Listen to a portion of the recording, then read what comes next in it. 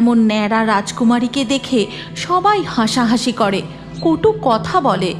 যখন সে রাজ্য ভ্রমণে বেরোয় তখন রাজকুমারী না ঘুঁটে কুড়ানি, এমন ন্যাড়া কুৎসিত রাজকুমারী আমি কখনো দেখিনি। চন্দ্রপুর রাজ্যের রাজা ছিলেন রাজা চন্দ্রশেখর। তার ছিল 4 রানী। বড় রানী মৃণালিনী, মেজ রানী কমলিনী, তারপর চন্দ্রানী এবং ছোট রানী ছিলেন ইরাবতী। এই রাজ্য সুখ সমৃদ্ধি ও ঐশ্বর্যে পরিপূর্ণ থাকলেও রাজার কোনো সন্তান ছিল না, তাই রাজা সব সময় দুঃখী থাকতেন। বড় রানী, বাণিজ্যের কারণে আমাকে বেশ কিছুদিনের জন্য ভিন রাজ্যে যেতে হবে। ততদিন এই রাজকার্য তুমিই পরিচালনা করো। আমার সকল রানীদের মধ্যে সব থেকে বেশি বিচক্ষণ এবং বুদ্ধিমতী হলে তুমি, তাই এই দায়িত্ব আমি তোমাকেই দিয়ে গেলাম। কেন মহারাজ? বড় রানী তো সবসময় রান্না বান্না আর দাস দাসীদের দান ধ্যান করতে ব্যস্ত থাকেন। বড় রানীর কাছে রাজ্য পরিচালনা করার সময় কোথায়? আপনি বরং দায়িত্বটা আমাকেই দিয়ে যান। আমি বড় রানীর থেকেও ভালো রাজকার্য পরিচালনা করে দেখাবো। এই কথা শুনে রাজা সেখান থেকে চলে যান। তারপর ছোট রানীও তার ঘরে চলে যায়। এই ছোট রানী ইরাবতী ছিল প্রচণ্ড লোভী এবং অহংকারী। রূপ নিয়ে তার অহংকারে মাটিতে পাই পড়তো না। সে সমস্ত দাস দাসীদের সাথে খুবই খারাপ ব্যবহার করত। দাসী, দাসী, দুধ, চন্দন, সুগন্ধি দিয়ে শিগগির আমার স্নানের ব্যবস্থা করো। আমার স্নানের সময় হয়ে গেছে। কিন্তু বড় রানী মৃণালিনী ছিলেন খুবই মিষ্টভাষী এবং দয়ালু।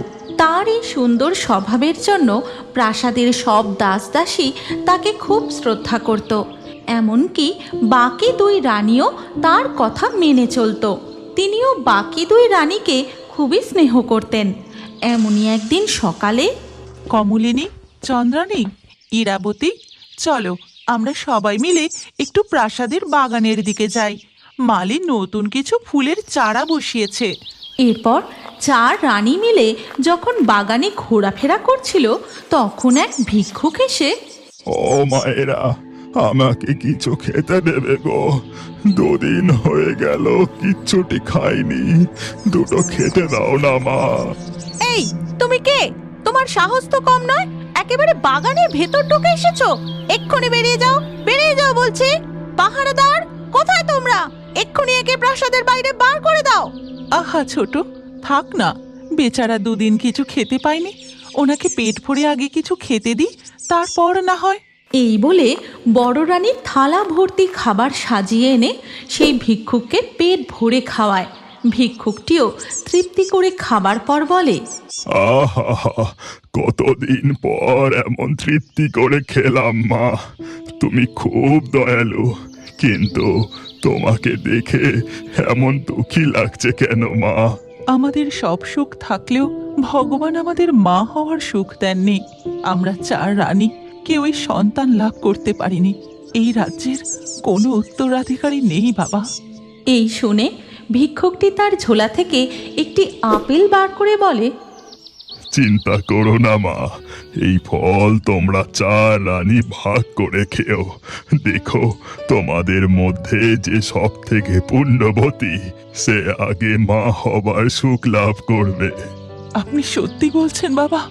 যদি তাই হয়, আপনার এই রাজ্যে কোনো দিন ভাতের অভাব হবে না।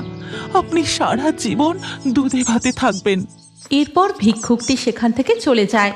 আর ছোট রানী ইরাবতী মৃণালিনীর হাত থেকে ফলটি কেড়ে নিয়ে বলে, বড় রানী, আমি সবার জন্য ফলটা ভাগ করে নিয়ে আসছি। এরপর ফলের সব থেকে বড় টুকরোটি ইরাবতী নিজে নিয়ে বাকি 3টি ছোট টুকরো 3 রানীকে দেয় আর মনে মনে বলে, আমি বড় ভাগটাই খাই। সবার আগে সন্তান লাভ করে মহারাজকে খুশি তো আমিই করব। এরপর কেটে যায় বেশ কিছুদিন। রাজ্যে আজ সব থেকে খুশির দিন। বড় রানী মৃণালিনী সন্তান সম্ভাবা। বড় রানী, আজ যে আমি কত খুশি তা তোমায় বলে বোঝাতে পারবো না। আজ এত বছর পর আমার রাজ্যের বংশধর আসতে চলেছে। হ্যাঁ মহারাজ, কিন্তু আমি যে ওই ভিক্ষুককে কথা দিয়েছিলাম, আমাদের রাজ্যে উত্তরাধিকার এলে আমি তাকে সারা জীবন দুধে ভাতে রাখবো, কিন্তু সে কোথায় থাকে তা তো আমার জানা নেই। তুমি চিন্তা করো না রানী, এই রাজ্যের সমস্ত ভিক্ষুকের জন্য আমি কাঙালি ভোজনের আয়োজন করছি। এরপর রাজ্যে কাঙালি ভোজনের আয়োজন করা হয়। রাজ্যের সমস্ত ভিক্ষুকরা সেখানে নিমন্ত্রণ খেতে আসে, কিন্তু ঠিক তখনই এ কি, আমার খাবারে যে চুল পড়ে, এই খাবার আমি খাবো কি করে? সেখানে ছোট রানী আর তার খাস দাসী আসে। পাত পায়রা খাইতে পাইছো, ই তোমার সৌভাগ্য। এমন সব খাবার কোনোদিন চকি দেখিস? পাতে চুল পড়েছে বলে নাকি ওনার খাওয়া যাবে না। এত কথা বলার কি আছে দাসী, ওর সামনে থেকে খাবারের থালাটা তুলে নাও।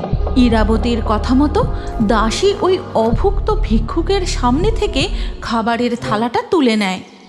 অভুক্ত মানুষকে বাড়িতে নিমন্ত্রণ করে এত বড় অপমান!